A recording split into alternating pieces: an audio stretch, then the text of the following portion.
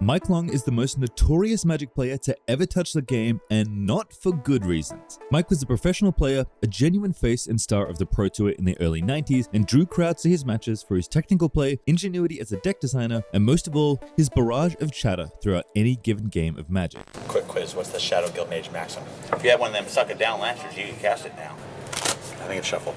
You'll never guess what I'm gonna get. Mental toughness, that's what it takes to persevere. You never get facial hair on you, Bill. Love me, baby. Marvel of those top deck skills. Somebody's got a crappy hand. Go.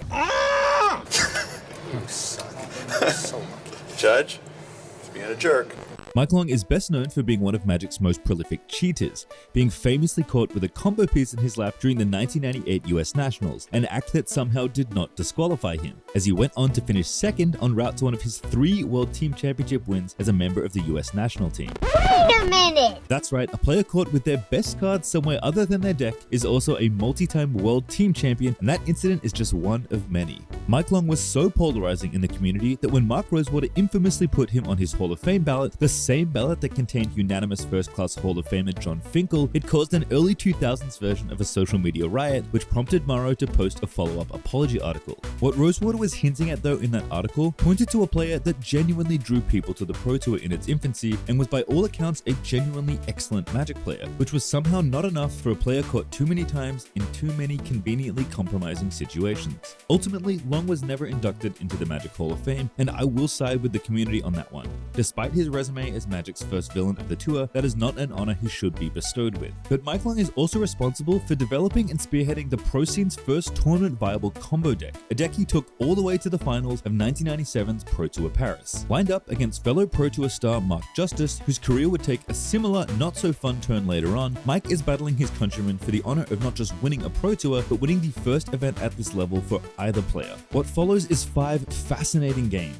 that are steeped in the legacy of the Pro Tour. This match is informed by the context of the most impactful tournament rule change to maybe ever touch Magic, the forgotten oddities of older Magic rules themselves, and the brash personalities of 2 then stars of the 1990s scene. And to top it all off, the series ends in a single, pivotal moment where either player is capable of lifting the trophy balanced on the fulcrum of a single decision. And that convergence point might also be the greatest bluff in Pro Tour history. Strap the in, because this is going to be a wild ride.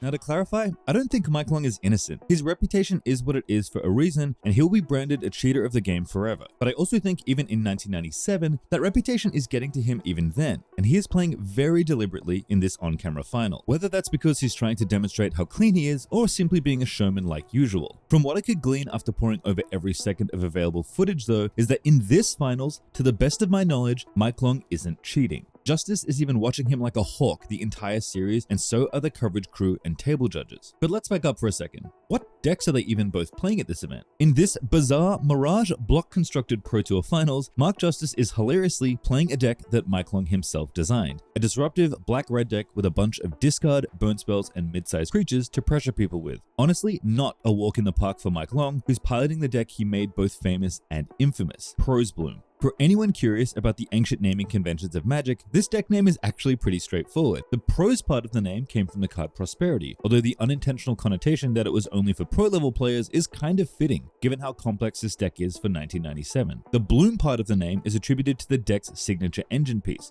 Cadaverous Bloom, the same card later found in Mike Long's lap at that Nationals tournament. This deck worked by utilizing a combination of squandered resources combined with natural balance, or the enchantment Cadaverous Bloom, to make a huge amount of mana. That mana would get channeled into the draw spell Prosperity to draw you a fistful of cards which would help you fuel your Bloom even more. At the end of the line, you simply made enough mana to cast Drain Life on your opponent for lethal damage, and that was that. A few more steps than say Channel Fireball, but a shockingly efficient win condition nonetheless. The rest of the deck had some counterspells for protection, Infernal Contract for more card draw, and of course vintage power level card Vampiric Tutor to tie it all together. It also featured a somewhat subtle interaction between squandered resources and natural balance that's worth highlighting here. See, Squandered Resources is an old enchantment that gives all your lands a mini Reign of Filth effect. Seeing as you don't need your lands once you're really comboing, investing in a resources early and then basically doubling all the mana your lands make by sacrificing them makes a lot of sense. When paired with natural balance though, this went from a simple bit of all-in mana acceleration to a powerful mana generator. Natural balance is a quirky little card that basically fills out your lands with basics so long as you have under 5 in play. Well, if you sacrifice them to the resources before it resolved, not only would you generate all the mana from that, but you'd end up with a fresh board of untapped basics in play, ready to do it all again. Combine this with Bloom and the deck's draw engines, Pro's Bloom could make more than enough mana to draw their deck and drain your opponent out all in a single turn. So as the finals kicks off, both players are immediately put to the test in Game 1 in a way that they'd never been before at a constructed Pro Tour, and Mark Rosewater, who's commentating this like many of the very early Pro Tours, notes it right away. Michael a changé de... Yeah, me too. Il en profite Okay, pour aller au they both vestiaire. have drawn their cards. They seem satisfied with their opening hand. That's right. It's a novelty at this point that both players are choosing to keep. There's a reason for a long time that we used to call it heading back to Paris. You see, 1997 is heralding one of the most, if not the most significant change to tournament Magic that the game may ever see. A change to the mulligan rule. Less than a year prior in 1996, when Ole won his first Pro Tour, you could only mulligan if your opening hand was all lands or all spells. That was it. That's it? There was no agency for the players, it was a simple catch-all to try and avoid the most extreme of hands players could randomly draw. With a few years under its belt, and now with a burgeoning professional scene, the rules were updated to accommodate some player choice with opening hands, which led to the mulligan rule being changed to the following. If you were dissatisfied with your hand, you were allowed to return that hand to your library and draw one fewer card after shuffling. While the mulligan rule has evolved since then, the convention of naming the mulligan after the event that debuted it has continued. The Scry mulligan that followed this was known as the Vancouver mulligan, and the current mulligan rule first tested at the Mythic Championship London is colloquially known as the London mulligan. Funnily enough, the Paris mulligan was actually first introduced at Pro Tour Los Angeles, a limited Pro Tour that preceded Paris 97, but for whatever reason, this mulligan was always known as the Paris mulligan. And this matters a lot, especially for a combo deck. When the power of your deck is predicated on finding specific pieces, having even a little more control over what cards you see in your opening hand can make a dramatic difference. Granted, this change affected and mattered for everyone and every deck, but it's arguable that it's most impactful for Pro's Bloom, the deck Mike has championed for so long. Even with players both keeping their Game 1 draws though, it's not enough to save Mike from the combination of pressure and random discard that Justice's black-red deck inflicts, and after a fizzled combo attempt, Mike Long loses Game 1. Although it's not without a lengthy demonstration of what the deck can do. You see, Mike Long is many things, but one thing he is for certain, apart from a cheater, is a showman. Mike loves to draw out his combo turn, checking his cards, mana, and just generally getting under the skin of his opponent. When it's his turn, you best believe it's his turn for a long time, particularly when going through the motions of his combo, whether he can beat you that turn or not. Game 2 fares much better for Mike Long, however, as he starts off on the play and casts a Squandered Resources on turn 2, although he does lose his Prosperity to a Coercion, arguably Mark Justice's most critical card in this matchup. Long, however, keeps making land drops while managing to draw not one but 2 copies of his key blue draw spell, even ceremoniously punching his deck to the roar of the crowd, even though he already has the draw spell he needs. Thank you. It's always a show with Mike Long. He'll do everything he can to get into the head of his friend and opponent Mark Justice, something that is most apparent when Justice is resolving a Coercion. You'll notice that Mark slowly separates cards from Mike's revealed hand, eliminating them one by one before ultimately deciding what he wants to take. He knows Mike's combo deck is powerful and he wants to make sure he denies him the best possible card whenever he has the chance to with his hand disruption spells. And Mike responds to this by basically being as annoying as possible. While the mostly silent stoic Justice is trying to make key decision after key decision. Again, the mind games are always being played by Mike Long, doubly so in the finals of the Pro Tour. Despite being at 9 life, Long's Infernal Contract draws him 4 cards, and even though paying half his life puts him to 4 as well, after using Squandered Resources to power out the Cadaverous Bloom he found, he flashes Justice the 2 other copies of Prosperity he drew, who responds by conceding in a sigh of disgust. Game 3 unfortunately only exists in part, but given what we can glean from the footage, Long was not in a good position this game, with his opponent's Coercions and now 4 copies of Stupor in the main deck being a problematic piece of disruption in addition to the life total pressure applied by Justice's creatures and burn spells. So if Mike Long wants to claim his first ever Pro Tour title, he's going to have to do it with his back against the wall. And Game 4 honestly starts off kind of dicey. Not only is Mike Long a little mana screwed, but he's under instant pressure on back-to-back turns as Justice casts Coercion into Stupor, the defining disruption of his deck and in this matchup. Long thankfully has a Squandered Resources as one part of the combo, and that turns out to be good enough, as he draws a Natural Balance and a Cadaverous Bloom of a 4-point Prosperity and has more than enough draw spells in his deck to go off with. This does, however, present a slight problem, as Prosperity does have a drawback that we haven't talked about yet. While it is a super efficient card draw spell, it does have the downside of being symmetrical, which means your opponent gets to draw that many cards as well. While Justice doesn't have any counter spells that could potentially be disruptive, he does have burn spells, including the then recently printed Fire Blast, which he takes a moment to blast Long's face with before he continues taking out Long's remaining life. You heard that correctly. Mike Long is currently playing the 4th game of this best of 5 down 2-1 at 0 life. That's because before 1999 and the 6th edition rules changes that came with it, being at 0 life didn't actually mean you lost the game, at least not immediately. The Magic rules used to state that a player at 0 life would lose the game if they were at 0 at the end of the phase. This would give you a little window where you were still alive despite having no life to work with. Probably the most famous trick under this rule has to do with Legends artifact Mirror Universe. The original Reverse the Sand style effect, Mirror Universe was powerful but had the drawback of only being activatable in your upkeep. However, if you were able to get yourself to 0 life in your upkeep, say by dealing yourself damage or paying life to an effect, then swapping your life total of 0 with your opponent's positive integer, then they would lose the game once the phase ended, not you. This era's same rules quirk is one of the reasons Prose Bloom is such a strong combo deck. With Vampiric Tutor and Infernal Contract being among the deck's stronger cards, the life loss they caused was in many ways mitigated by how Magic's rules worked back in 1997. Also, for reasons I don't fully understand, you are allowed to cast Infernal Contract at 0 life in 1997, but not Vampiric Tutor. This is actually somewhat consistent with today's game rules, as Contract is life lost, not a cost you have to pay, even though on the original Mirage printing of the card, it does say pay. Conveniently, when Long goes to actually win the game and drain life his opponent out for 30 or so, he'll gain his life back, making sure he doesn't lose or draw the game once the phase actually ends. So, thanks to the Magic rules of the mid-90s, Game 4 continues with Mike Long at 0 life, but all his combo pieces at the ready. So when he happily casts his Infernal Contract to draw a few more cards, he's got the game basically all locked up. After going through a protracted song and dance about how many cards are in his deck, Long eventually prosperities for exactly the amount of cards left in his library before flashing Justice the drain life and moving on to the 5th and final game. And this detail is deliberate. In fact, it's been happening all series long. It's even part of one of the most famous urban legends in all of Magic. Let me explain. One of Mark Rosewater's favorite Pro Tour stories is that Mike Long bluffed Mark Justice in the finals of Pro Tour Paris by exiling his only drain life yet still winning the game. This is significant because unlike other competitors piloting the deck who ran 2 or 3 copies of Drain, Mike Long believed in the maximalist philosophy of the deck's construction and only ran a single copy of Drain Life. That's right, he has literally one win condition in his entire deck. The story goes that in one game of the finals, Mike Long needed to exile his only Drain Life to start the combo and went on to win anyway, which allegedly happened in game 2. But as we've noticed in our rewatching of this event, while that game did end with Long not showing Justice a win con, he never exiled his Drain. If we rewind to game 1, Long actually does make a pretty big point of showing Justice that he exiles a Drain Life to Cadaverous Bloom, even though his combo attempt fizzled. Game 1. The end of the turn will be really hard. Drain life from play.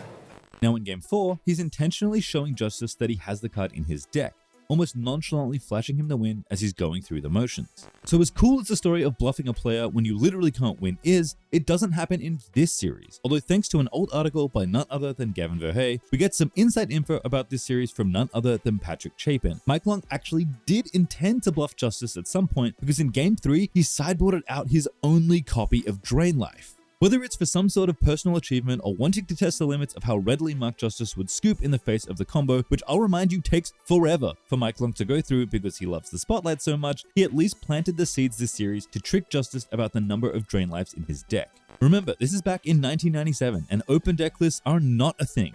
The players are going in blind. Or at least they would be if Mike Long didn't design the deck Mark Justice is currently playing. Yeah, even the pre-tournament mental edge is going to Long here. It's worth noting that Mike Long does have some copies of Elven Cache in both his main deck and his sideboard, which can help retrieve a lost card like Drain Life, but that only helps if it gets discarded, and Bloom forces you to exile the card if you want to make mana out of it. Sadly, the urban legend of the exiled Mike Long Drain Life is just that. But make no mistake, Mike Long has been playing mind games with Justice and his Drain Life counts all series long. So as the players get seeded for the final game of the series, I think it's fair to say that the mental toll is starting to show a bit for Mark Justice. If nothing else, it demonstrates just how recent the mulligan changes are at this event, because even though he's on the play, Justice keeps an abysmally bad hand to start the final game. A 7-card hand of 6 lands and a single Fire Blast. Remember, you are allowed to mulligan in Constructed for the first time ever at this tournament, and Justice is playing 8 different cards that are critical to disrupting Mike's hand and keeping him off key combo pieces. And Justice just keeps a nothing burger. instead of fishing for a better 6. Today, this would be an instant mulligan, but in 1997, the players don't have that knowledge base built in yet, and this hand is set up to fail from the beginning, with basically no pressure and the runway being clear for Long to combo off one final time. And Long's opening hand is good. With a couple of lands, an impulse to find a key piece, a natural bounce, and a cadaverous bloom, he's basically a squandered resources and a card draw spell away from being the champion of Pro Tour Paris. Granted, he does have his single drain life in his hand that doesn't contribute anything to this hand, but given how passive Justice's hand is, all signs are pointing to a Mike Long victory. And Justice's hand just keeps getting worse. He's actually drawn nothing since keeping his opening hand, with 9 of his first 10 cards seen this game being land. After Long finds the squandered resources and critically draws a forest to even cast it, it feels like almost every spell Long could draw from here on out is going to win him the game instantly if Justice can't find a way to stop him. So of course, Mark Justice rips a Stupor off the top for card number 11. Stupor. Unfortunately, he only hits an island for the random discard, and the other choice is up to Long, who of course holds onto his precious combo pieces, discarding another island from his hand. Even though Long passes back without a land drop, remember that because of the squandered resources, all his lands effectively make double mana once, and the natural balance will net 6 mana all told after it resolves. With the Bloom in grip, he's a single Prosperity, Infernal Contract, or honestly even Impulse away from sealing the win. However, this funny little game of draw go continues as Mike doesn't play lands or draw a key draw spell, and Justice just keeps ripping bricks off the top. Mike even makes a funny little comment about how crappy their hands are, although he's obviously underplaying his. Wow. Somebody's got a crappy hand. Go. He's right about Justice's hand though. It started sucking from turn 0 and it still sucks. The banter continues as Long finally plays a 4th land, although the coverage camera that catches his hand does show a little secret. Mike Long is actually intentionally not playing the lands he draws to try and insulate his hand from the random discard of Stupor. Something that seems remarkably brilliant tactically given the gravity of this game. Remember, Mike Long is many things, some of them bad. Oh, they want to make it personal? I didn't get banned for cheating, Mike. You did a month. But bad at Magic is not one of them, even for the late 90s. Justice at least draws some burn spells and fires off an Incinerate at Long, but Long's next draw step is the proverbial nail in the coffin, announced casually by Rosewater's French color commentator. You got a tutor, that's over. And they're right. The game is over, as soon as Long can draw the card he tutors for, which means he's going to have to wait until Mark Justice's end step to cast a powerful 1-mana instant and find his last missing puzzle piece. All he has to do is fade one more draw step. So of course, Mark Justice draws the single best possible card he could after nothing but air turn after turn. Coercion. Truthfully, either of Justice's 3-mana discard spells would have been good, which is why looking back, it's easy to see why his hand was such an easy mulligan this game. But Coercion is the better of the two because it's a surgical discard spell. Instead of being at the mercy of the random discard of Stupor, Justice gets to see the entire hand and take the single best piece out of it. In response, Long does cast the Vampiric Tutor, and now we have a very, very interesting game to play. Because Justice is now picking a card that Mike Long could have already replaced with the Tutor. There's an intricate game of cat and mouse being played that Justice has to think long and hard about. He's already been slow, methodical, and clinical about how he approached every other Coercion discard, so with the finals on the line here if he chooses wrong, Justice goes deep into the tank. Long's hand is face up. Justice knows that with the Squandered in play and the Vampiric he just cast, Mike Long has all the pieces he needs to win next turn, so Justice has to figure out which piece Mike is tutoring for and find the best way to cut him off at the pass. And of course, Mike starts yapping right away, telling Justice that he has to take the Cadaverous Bloom in order to have a chance before flashing the table judge the card he just Vampiric tutored for. You got a chance. I mean, Cadaver's your only chance. Yeah, whatever, shut up. Sure. But Justice is having none of it and stays deep in thought while trying to block out the noise of the murmuring crowd, but in particular, block out any sound of Mike Long's trademark ramblings. Long is shockingly silent throughout most of this affair, but eventually Justice takes his advice and discards the Cadaverous Bloom, hoping to cut Long off from his single most powerful engine piece. But the truth is that the prosperity he tutored for and the number of natural balances he has in hand, combined with the resources already on the table, means that the Bloom is largely irrelevant, because Long doesn't just have enough to go off, he has a surplus. Thus begins the classic Mike Long show of comboing off carefully, cleanly, methodically, and very slowly, savoring every moment of what's going to be the final turn of this Pro Tour, one way or the other. But let's rewind one more time, because once again, the French co-commentator, who I'm pretty confident is 1994 World Championship finalist Bertrand Lestrade, said something very telling right after Mark Justice took the Bloom. The only chance is to take the Drain Life and hope that he has put the Elven Cash out. So it's over. Okay, he took the Cadaverous Bloom. Now, the commentators know that Mike Long only has a single Drain Life anywhere in his deck list, but Justice doesn't know that. And if Elven Cash is in the deck, or Long does have more copies of Drain Life, then Justice taking Drain only accelerates his demise because of how turbocharged Bloom makes Long's combo turns. But if he only has access to a single Drain with no way to recur it, Justice could have won the game on the spot by taking Long's only win condition away, and he was a single 50-50 away from doing so. Mike's hand is good, but as far as decisions for coercion go, the 3 redundant copies of Natural Balance and the extra copy of Squandered Resources in his hand don't impact the decision on what card to take, so it's Drain Life versus Cadaverous Bloom as the only remaining choices. The deck's namesake card versus potentially Mike Long's only win condition. After everything, after all the theatrics and mind games and mental warfare Long has been playing all series, this single moment leads Justice down the losing line of play in what turns out to be a loaded coin flip. Because even though Justice's decision is a 50-50, everything Mike Long has done convinced him to take the Bloom when taking the Drain was his only way out. Because right in the middle of the final combo turn of the game, the commentators find out that Mike Long has indeed sideboarded out his safety net. There are no copies of Elven Cash available in his deck right now, and that single Drain Life was his only win condition in the entire deck.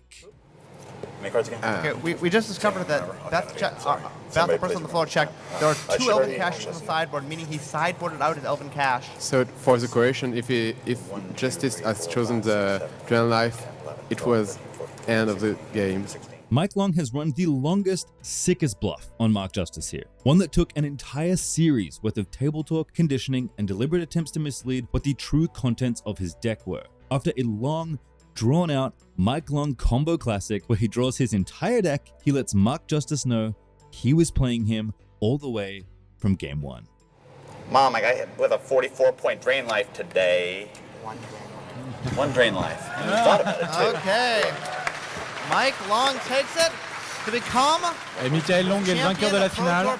Mike Long's victory was a legendary one, showing the world that combo could be a viable path to a Pro Tour victory well before they printed any cards from Urza's block. Mark Justice, on the other hand, despite being an early star of Magic, would never go on to win a Pro Tour level event. In fact, his career would mostly be remembered by the last major thing he did, which was add a 4th unregistered muscle sliver that was clearly from a different print run to his draft deck at Pro Tour Atlanta in 1998, an act that would see him be disqualified from the tournament and fade into relative obscurity. Again, this video is not meant to condone Mike Long's well-documented cheating, but he was a brilliant and superbly entertaining player, which made his exploits and infamy that much more disappointing. This video is a testament to his showmanship and incredible deck building in a finals that I can only assume from watching almost every second of more than once is thankfully free of his extracurricular endeavors. Magic in 1997 was a very different beast, and this incredible finals serves as a beautiful time capsule of what happens when players push the game to its limits to find its potential combos by combining new cards, abusing outdated rules,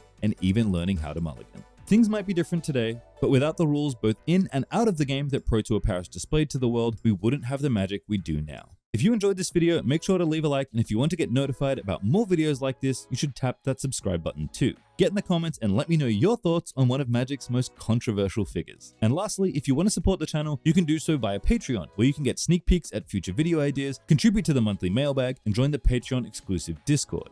You can also donate via Coffee if you're looking for another way to directly help the channel. Thanks for watching, and as always, YouTube is showing you another video, so maybe you should give it a go.